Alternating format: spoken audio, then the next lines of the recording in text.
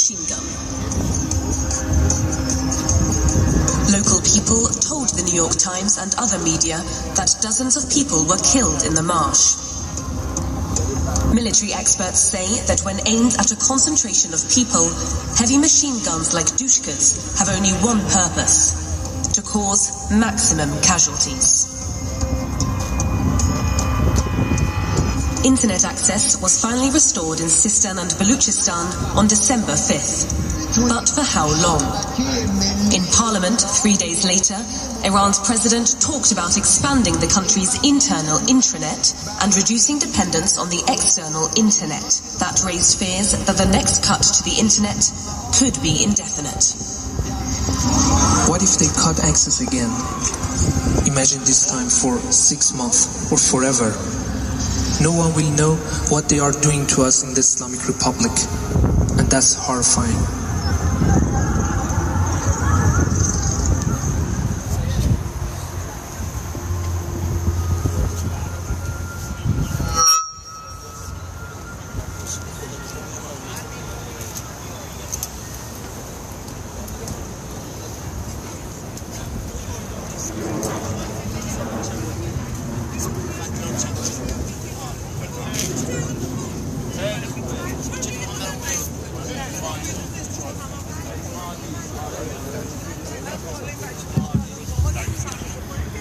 دوستان خسته نباشید، خوش آمدید همگی.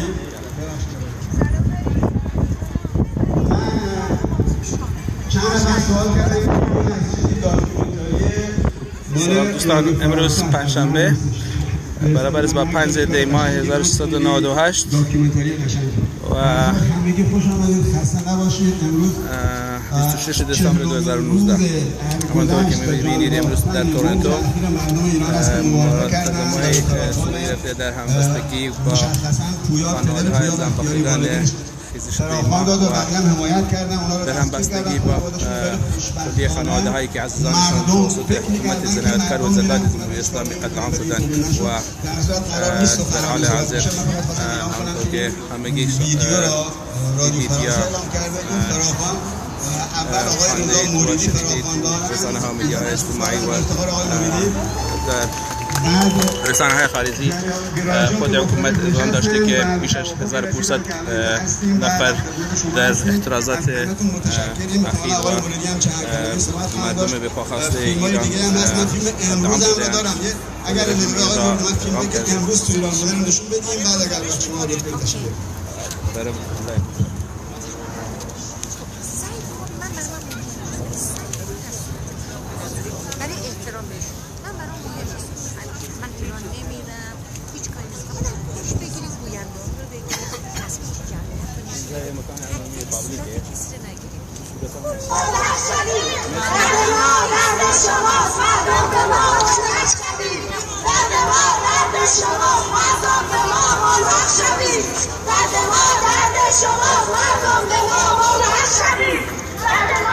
خیزش اعتراضی و ایرانیان مقیم تورنتو همچنین حزب کمونیست کارگری ایران و سایر مخالفین جمهوری اسلامی اینجا هستند که یادبودی بگیرن برای جانباختگان خیزش دیماه و همچنین در محکومیت و اعتراض به جنایت و کشتار حکومت کثیف جمهوری اسلامی و قتل عام شهروندان بیگناه جوانان و مردمی که برای احقاق حقوق خود علیه حکومت ننگین به پا خواسته‌اند و متاسفانه همونطور که گفتم بیش از 1500 تا 1600 نفر تا به امروز لیستی که رو به بیرون آمده و منتشر شده جانشان را از دست داده‌اند. بیش از 10,000 نفر و 10,000 نفر در حال حاضر در شکنجهگاه‌ها و سیاست‌های جمهوری اسلامی بی سرنوشت و کسی از سرنوشت آنان هیچ خبری ندارد و به هر صورت تجمعات اعتراضی در خارج از کشور جمله تورنتو در شهر همدردی هلند در شهرهای سوئد بیاد جانباختگان مراسمات اعتراضی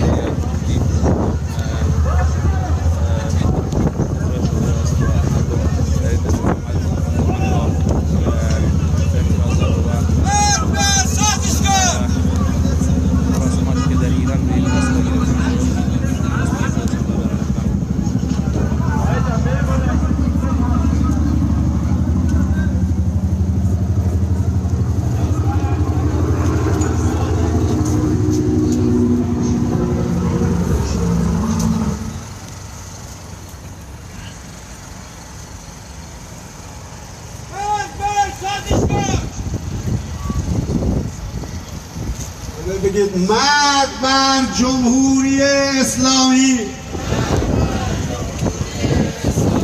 جمهوری اسلامی سرنگون سرنگون.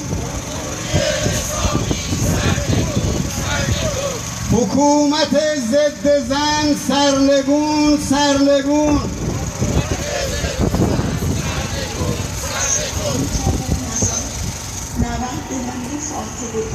چون همه بچه‌هامو گرفتن اکثرا پیش میدم تمام ملتمون که خیلی ازشون تشکر میکنم اومده بودن هیچ رو راه ندادن. منم خیلی التماس کردم گریه کردم بودم یک لحظه میذارید برم خاطر بودم نذاشتم.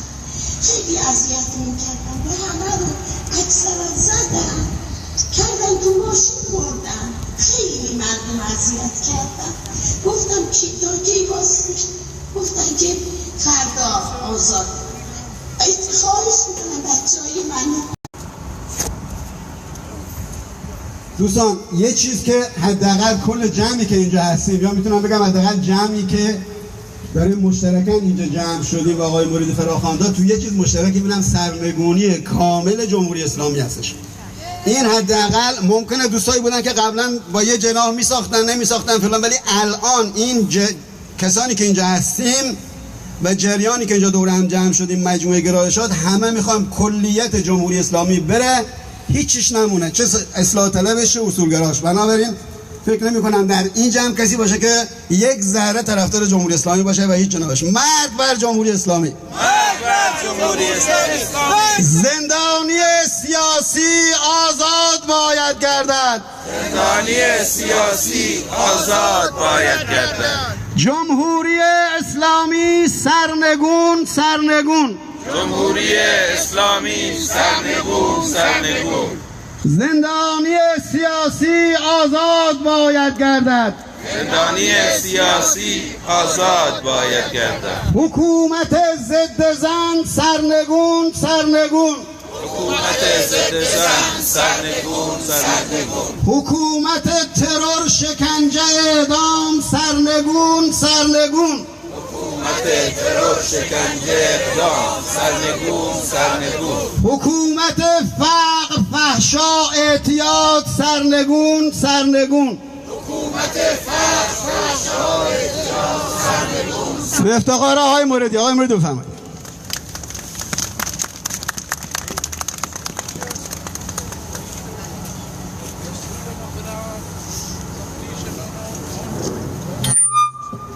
دوستان و سروران گرامی، با عرض تشکر از تک تک شما عزیزانی که در این هوای سرد تورنتو در این روز بسیار بسیار مهم برای زادگاه عزیز ما ایران دور هم گرد آمده اید. ما امروز، یعنی در واقع امروز عصر دور هم جمع شدیم در این میدان معروف ملسمن تورنتو همبستگی خودمون رو با جانباختگان اخیر ایران عزیزمون نشان بدیم. این فراخوان با همراهی و کمک 11 تشکل سیاسی گوناگون ایران دور هم جمع شدیم. این تشکل‌های سیاسی از چپ تا راست همه که فکرشون و ذکرشون به خاطر مردم ایران و دلشون به خاطر هموطنان ایرانی 80 میلیون ایرانی که در ایران عزیز زندگی میکنن میتپد دور هم جمع شدن. همه در یک چیز مشترک هستند و آن سرنگونی رژیم جمهوری اسلامی است.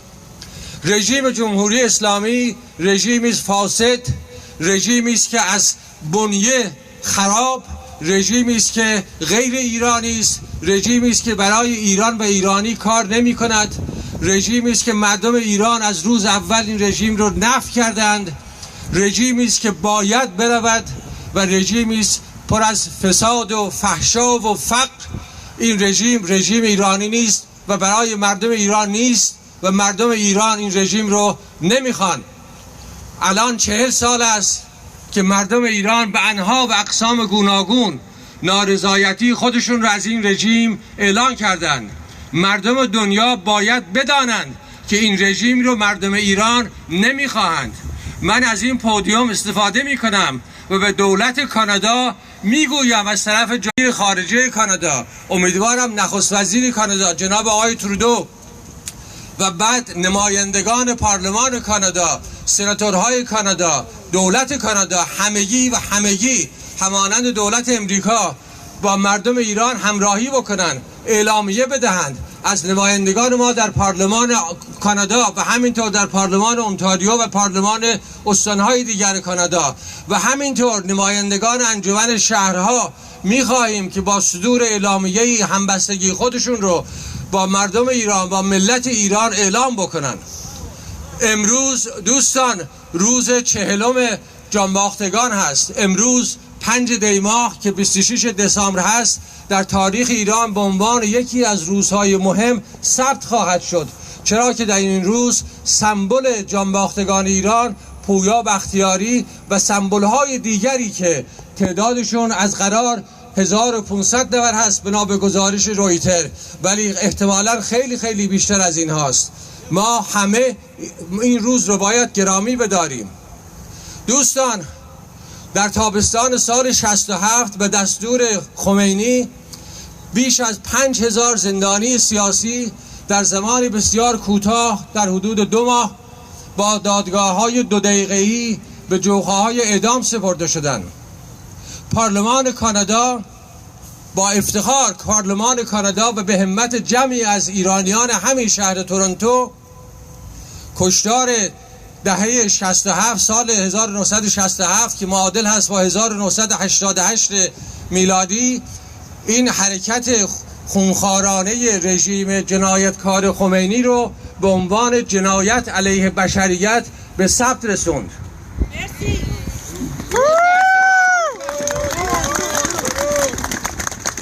ما از نمایندگان پارلمان کانادا می‌خواهیم که این جنایت اخیر که 1500 نفر رو در خیابان‌های شهرهای مختلف ایران، در شهر تهران و 100 شهر ایران مثل شکار با تیر زدن به سرشون، به سینه‌شون، این حرکت ددمنشانه رو نمایندگان پارلمان کانادا ازشون می‌خواهیم که لایحه‌ای رو به تصویب برسونند و اون رو هم به عنوان جنایت بر علیه بشریت توسط آیت الله خامنه‌ای به ثبت برسونند.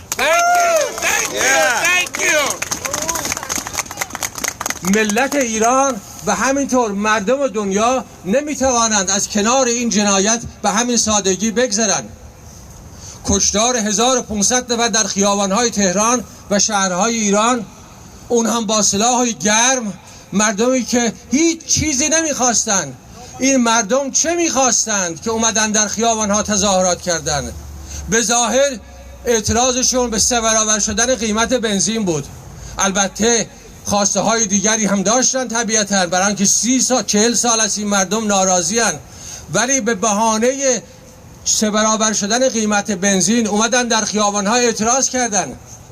پاسخ رژیم جهنمی خمینی و خامنه‌ای چه بود برای اینها؟ تیر بود. با گلوله یه مش آدم‌های اونچنانی نیروهاشون فرستادن تو خیابون‌ها مردم رو شکار بکنن.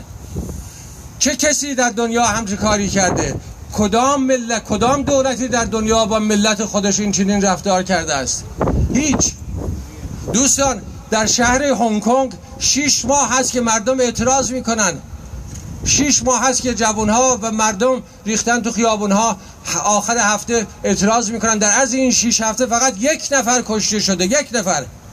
در ایران، اونم تصادفی، در ایران ما در عرض 4 روز به دستور مستقیم آیت الله خامنه‌ای که گفت آتش به اختیار، 1500 نفر رو شکار کردن. شیم شیم. این شیم به اونها، خجالت به اونها، خجالت به اونها. Ladies and gentlemen, ladies and gentlemen, ladies and gentlemen, ladies and gentlemen, we have gathered here to commemorate those 1,500 people who lost their lives on the streets of Tehran and the more than 100 cities in Iran. Iranians didn't like this regime, and they protested against this regime for the past 40 years by any means, by every means they could. And this time they came out to the streets of Tehran and the more than 100 cities of Iran in order to protest the tripling of the price of gasoline. The response from the regime wasn't to listen to them. Their response was kill them by the bullets. They hunted people on the streets of Tehran and more than 100 cities of Iran. 1,500 people, based on the reports of Reuters, were killed on the streets of Tehran, and more than several thousand people, they have been injured, and based on their own statistics, more than 8,000 people are imprisoned. My thoughts and prayers at this moment are with those 8,000 people who are in prisons. We know what happens in the prisons of Iran. Some of the people standing here, they have experienced the brutal regime of Iran's prisons. I know some of you in this crowd who experience prison in Iran. We can feel, we can see what's happening to those several thousand people in the prisons of Iran. We want our country, Canada. We want our Prime Minister, we want our Minister of Foreign Affairs, we want our cabinet, and we want our parliamentarians to come out strongly, denounce this brutal attack of Iranian regimes to human beings. Thank you! Yes! My friends, we are Iranian Canadians. There are 80 million Iranians living in Iran. But there are more than 80 million of us living on this planet. We are 7.5 billion people, 7.5 billion human beings living in our bigger country called planet Earth. Wherever we live, in every geographic area we live, we are human beings and we have to show our sympathy. 1,500 people were hunted by the thugs of the Iranian regime. Governments around the world should show their sympathy. They should come out and condemn this brutal act. People of Iran will bring down this brutal regime. It's just a matter of time. It's just a matter of time. And that's why, ladies and gentlemen, here today, 11 different political opposition parties of Iran, they've gathered together to commemorate those 1,500 people who lost their lives. And we will stand with the people of Iran until this brutal regime was brought down, until democracy flourished in Iran, until a government established in Iran which will be very friendly with every country, every neighboring country, including Israel. Yes! Yes! People of Iran are friends with every nation around the world. Iranians historically never fought, never attacked other nations, and we will be friends with every country around the world, including our neighbors, including all Middle Eastern countries, and we will be friends as we used to be with every country of the world. And the next Iranian government, which will be a democratically elected government, will work for the people of Iran to make sure that Iranian economy flourishes, make sure that Iran has its own place in the world community. And Iranians, my friends, will bring this regime down in the near future. That will happen for sure. It's a matter of time. And it is now the time for all Iranian opposition parties, from left to right. You have to become together. You have to come close to each other as you heard now, in order to bring the regime down.